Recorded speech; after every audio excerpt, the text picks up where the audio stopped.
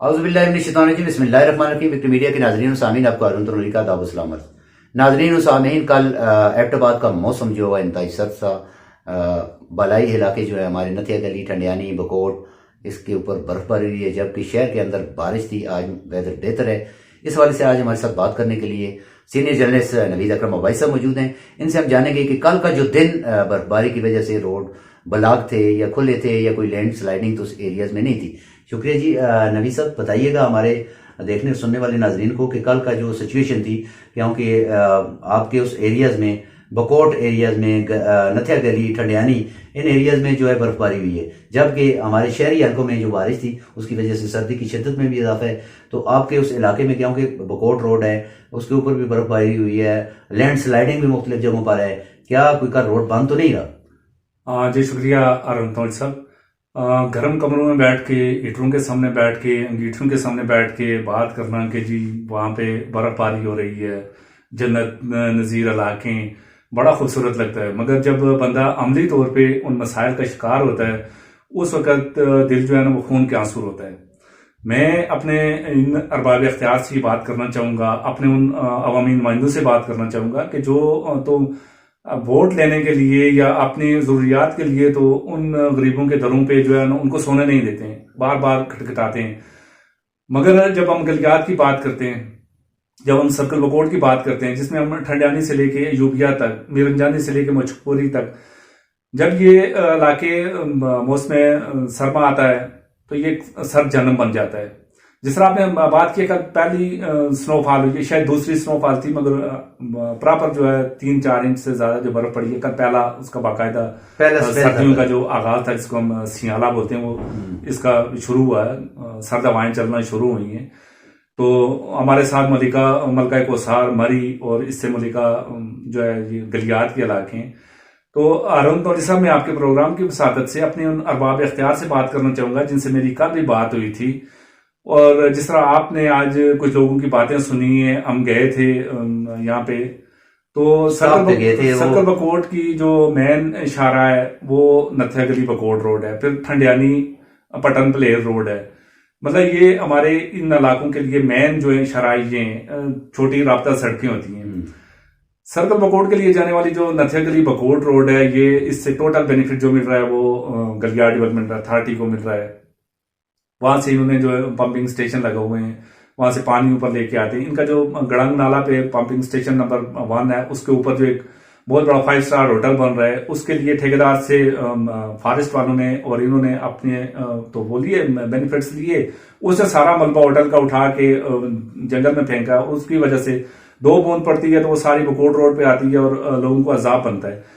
जिस तरह आपने भी लोगों के तासरात सुने, मैंने भी सुने, उन लोगों जो बैठ के स्नोफॉल का नजारा कर रहे हैं, जो बैठ के अपने ऑफिस में बड़े मजे से, जो अपने बच्चों के साथ आराम फरमा रहे होते हैं, हमारे नुमाइंदे हों, हमारे इंतजामिया के ऑफिसर हों, और वो लोग जो कल रात 2 बजे तक वहां पे उस सब जंगल में, मेरे इलाके के लोग जिनसे मैं अगर इस प्रोग्राम के साथ से मुखातिब हूँ, जो बाहर बैठे हैं, ओवरसीज हमारे भाई हैं या हमारे इलाके के बाहर मुल्क के दूसरे कोनों में, कि गड़ंग नाला जो है यहाँ पे जो है नथिया गली से नीचे इंतहाई सर्द तरीन इलाका है। उसमें जब हम लोग सफर करते हैं, सबको पता है कितना मुश्किल होता है। रात 2 बजे जाके गलियार डेवलपमेंट अथॉरिटी की मशीन ने जाके वो मलबा हटाया, जबकि उनको 2 बजे के बाद बता दिया गया था कि यहाँ पे वो नाला आने की वजह से पूरी रोड बंद हो गई है।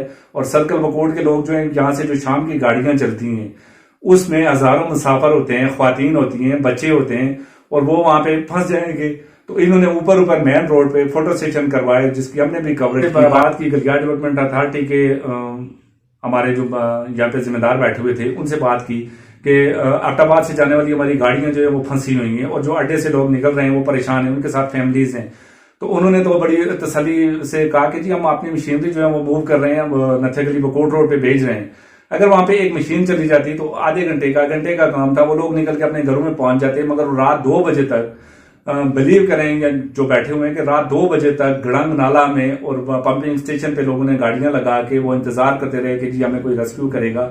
और जिस तरह वहां पे एक शायद हमें बता रहे थे कि एक खातून जो थी वो चलते हुए उस लैंड स्लाइडिंग में घुस गई थी और अल्लाह ने उसे बचा लिया है। लोगों ने शोर शराबा किया है, और कब तक लोग अपनी जान बचाने के लिए जब वो देखते हैं कि एक जंगल है, उसके अंदर दरिंदे भी हैं, उसके अंदर मौसम बेरहम हो चुका होता है, तो वो अपनी जान घरों की तरफ मूव करते हैं। तो ये इन लोगों का जिम्मेदारों का काम था कि वहां पे मशीनरी भेज देते, बर वक्त भेज देते। यहाँ पे इनके टेक्निकल जो डायरेक्टर साहब हैं उनके साथ लोगों ने राब्ता किया, मीडिया के थ्रू राब्ता किया गया, मगर उसके बावजूद रात को 2 बजे जाके वो रोड क्लियर हुई है। फिर भी इनका शुक्रिया कि 2 बजे इन्होंने क्लियर की है, और उसके बाद सुबह वाली गाड़ियां आई हैं, और अभी जाने वाले फिर परेशान थे कि खुदा न खास्ता फिर नाला ना आ जाए, या फिर जो है वो, चूंकि जब बर्फ पड़ती है तो उस इलाके में पाला पड़ता है, बहुत ज्यादा पाला पड़ता है, चूंकि सर्द इलाका है, तो पाला जिसको कोरा बोलते हैं, कि वो चूंकि धूप पड़ती नहीं है और वो पड़ता है और इंतहाई खतरनाक हो जाता है। तो उस पर अगर वो नमक डाल दें, एक मशीन वहां पे भेज दें, तो ये न सिर्फ उन लोगों के लिए सहूलत होगी, बल्कि आपका एक नौकरी की नौकरी और स्वाब का स्वाब है। जी अरुण साहब। जी शुक्रिया जी। ये थे जी नवीद अकरम भाई साहब जो रुदात सुना रहे थे बकौट रोड के हवाले से। आपने जाना, उसमें मुफस्सल इन्होंने डिटेल बताई।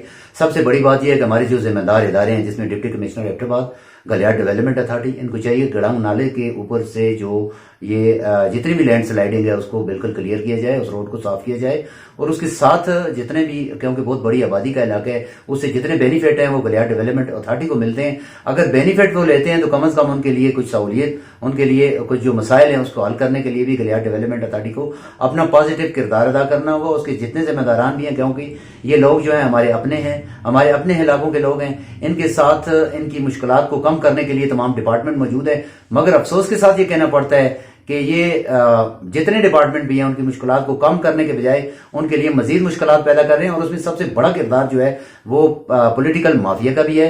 ये माफिया में माजरत के साथ इसलिए कहूंगा कि हमारे एमपीए नजीर अब्बासी साहब और मेंबर कौमी असम्बली मुर्तजा जावेद अब्बासी साहब, ज़ाहिर है ये उनका हल्का है, इस हल्के से उन्होंने इंतखाब लड़ा है, बड़ी अक्सरियती वोटों से वो इस वक्त ईवान इख्तिदार के अंदर मौजूद है। उनको चाहिए कि फौरी तौर पर इस वाकयात के ऊपर नोटिस लें और गलियार डेवलपमेंट अथॉरिटी को एग्जीक्यूटिव ऑर्डर के लिए हुक्मनामा जारी करवाएं, ताकि ये जो रोड है कम से कम बकोट रोड चलें। जी मरकज की बात नहीं सुनता तो सूबे की बात तो सुनते हैं। नजीर भाई साहब, उनका ताल्लुक जो है सूबा खैबर पख्तूनख्वा से, एमपी हैं वहां से, और मरकज में मुर्तजा जावेद अब्बासी साहब वो भी इख्तिदार के अंदर बैठे हैं। उनको चाहिए कि इस जो इलाका बकोट के अवाम की जो मुश्किलात है, खासकर इस वेदर में, जो विंटर वेदर है जिसमें बर्फबारी होती है, रास्ते बंद हो जाते हैं, सैकड़ों की तादाद में मर्द, बच्चे, ख्वातीन, बुजुर्ग, ये सब जो है वो इस सर्दी में ठिठुरते रहते हैं। जैसा कि इन्होंने कहा कि रात 2 बजे जाकर वहां से लोगों को रेस्क्यू किया है, वो अपने घरों को पहुंचे हैं। ये पहले क्या खामोश थे, सोए हुए थे, इनको ख्वाब खरगोश से जागना चाहिए। इनको जगाने के लिए आप जो लोग भी हैं, हमारे जितने भी नाजरीन सामीन हैं जो सुन रहे हैं, देख रहे हैं, इस आवाज को बुलंद करें। हम आपकी आवाज बनेंगे, जो मसाइल में इंशाअल्लाह उनको गाए बगाए हम आप तक पहुंचाएंगे। फिर किसी नई जगह पर नए प्रोग्राम के साथ फिर मिलते हैं, तब तक के लिए इजाजत दीजिए। अल्लाह हाफिज।